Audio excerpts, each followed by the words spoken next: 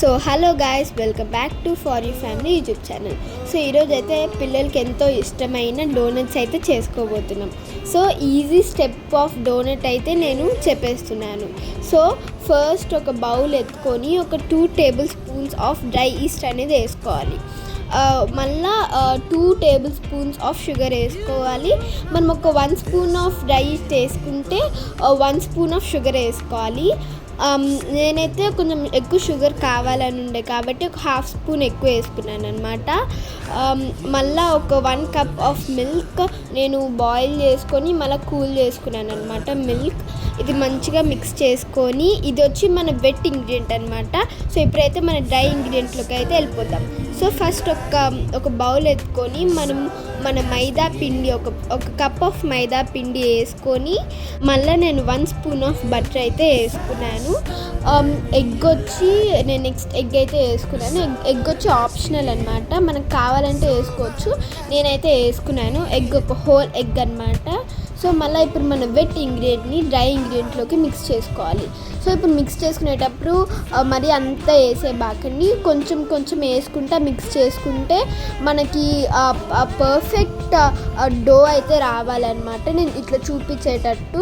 So అది కూడా ఎట్టంటే అట్లా మిక్స్ చేసుకోకూడదు, ఒకే ప్యాటర్న్గా మిక్స్ చేసుకోవాలి. సో ఇప్పుడు నేనైతే చూపించేటట్టు అయితే మిక్స్ చేసుకోవాలి.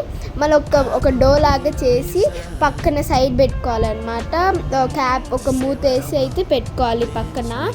మళ్ళీ ఒక 1 అవర్ తర్వాత తీసి చూస్తే ఇట్లా మంచిగా పొంగుతుందన్నమాట. సో ఇప్పుడు మంచిగా మనమైతే డోన్ అయితే పిసుక్కోవాలి. మేమైతే ఇట్లా చూపించేటట్టు అయితే చేసుకుంటే మన డోనట్ అయితే మంచిగా పఫీగా అయితే అవుతుందన్నమాట.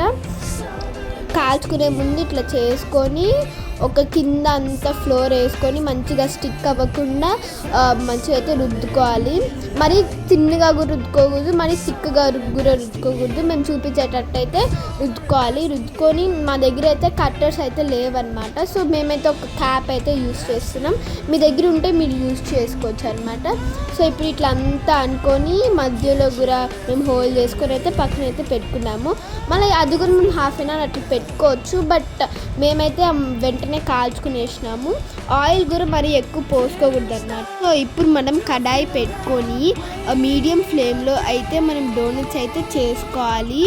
సో ఇప్పుడు మనం డోనట్స్ స్లోగా ఆయిల్లోకి వదిలి లైట్ బ్రౌన్ షేడ్ కలర్ వచ్చేంత వరకు అయితే మనము డోనట్స్ చేసుకోవాలి.